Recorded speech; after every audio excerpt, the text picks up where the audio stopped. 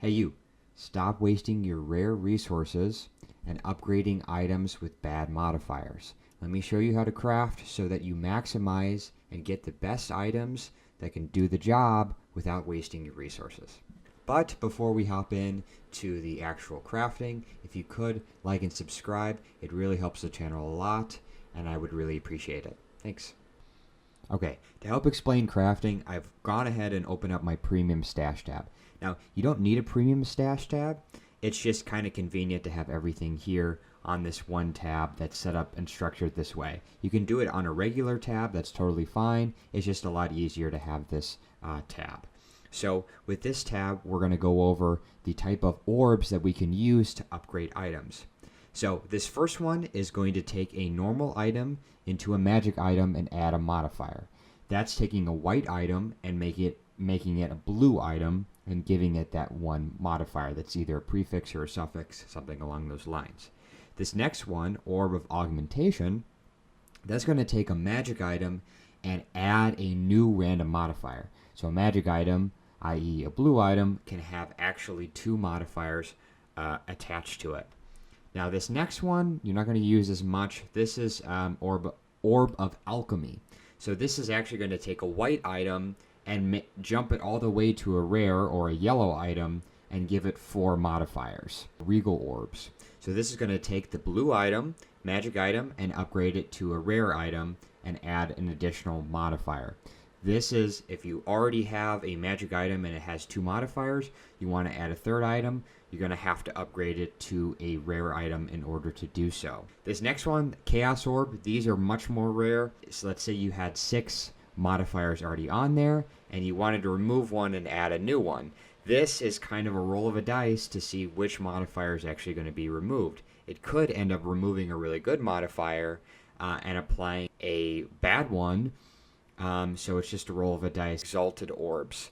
Now, these are also pretty rare. I only, as you can see, only have 1 in here, but that's going to augment a rare item with a new random modifier. So if you have a slot, because again, you can only have 6 modifiers on a rare item, this will add a modifier to bring you up to a total of 6. And me from the past is going to help explain and show an example of how to upgrade and how to craft and how to preserve the resources that you have and maximize the items that you can get. Okay, so I got on this screen so you guys can see. Here's the crossbow, right? So we got prefixes, suffixes, right? I want, like, for example, so it's got the implicit on there already. So it's got grenade skills fired an additional projectile. I want to have, like, okay, increase physical damage. That'd be great. Like fire damage would be great. Adds a percentage. That's kind of the stuff I'm going after. Accuracy, not so much. Elemental damage, pretty good. The suffixes now, like if it increases my strength or dexterity, not amazing, but okay, you know, this is what I really want right here. To level all projectile skills. So basically I can roll a modifier that would give me, let's say, I've seen like 4, right? So like 4 levels to projectile skills.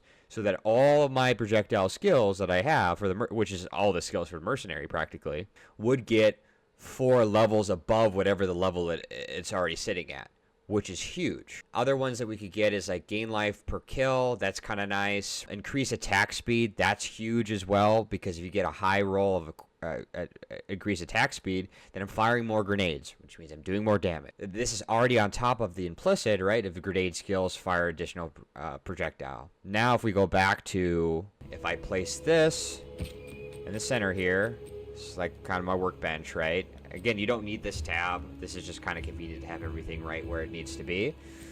It's a white item. So this is like a blank canvas, right? It's got my implicit on there. Grenade skills, fire an additional projectile. Awesome. Now I want to try to get those suffixes that I talked about before. Here we go. So I'm going to take an Orb of Transmutation. I got a ton of those, and I'm going to apply it onto the crossbow. And let's see what I get. We get +5 strength. Not great.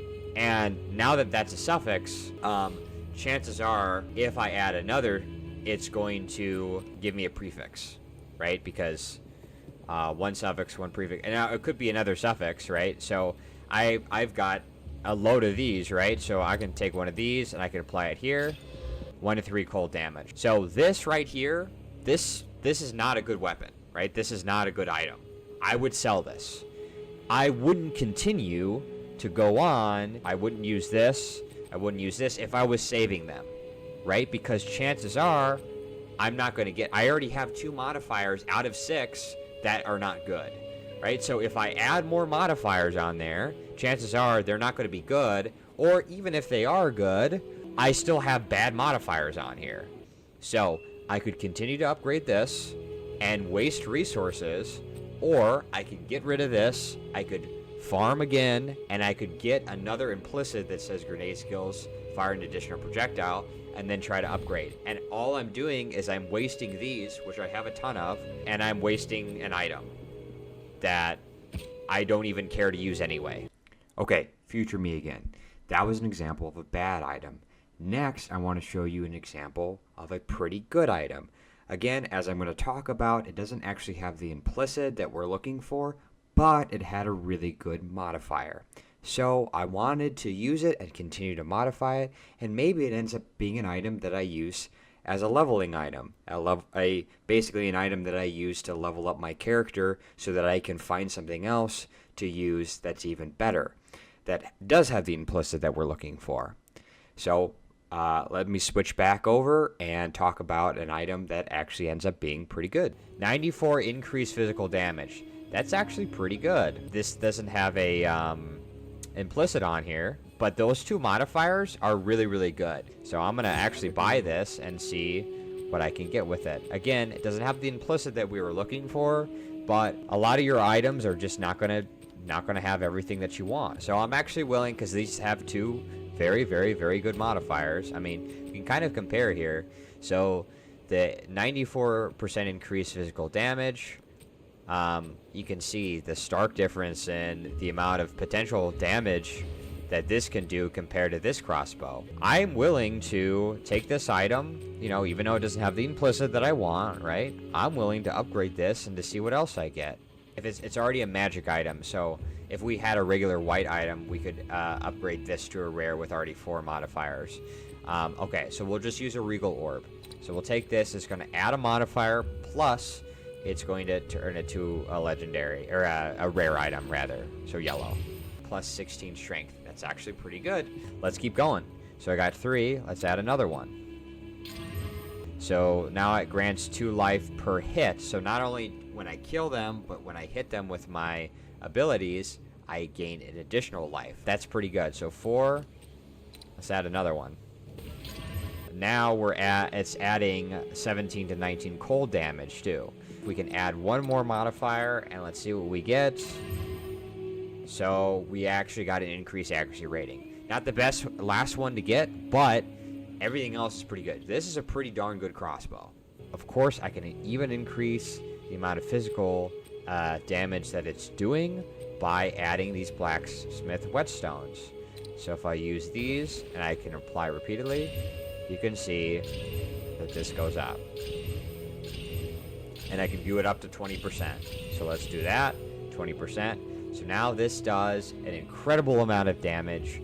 It's pretty darn good.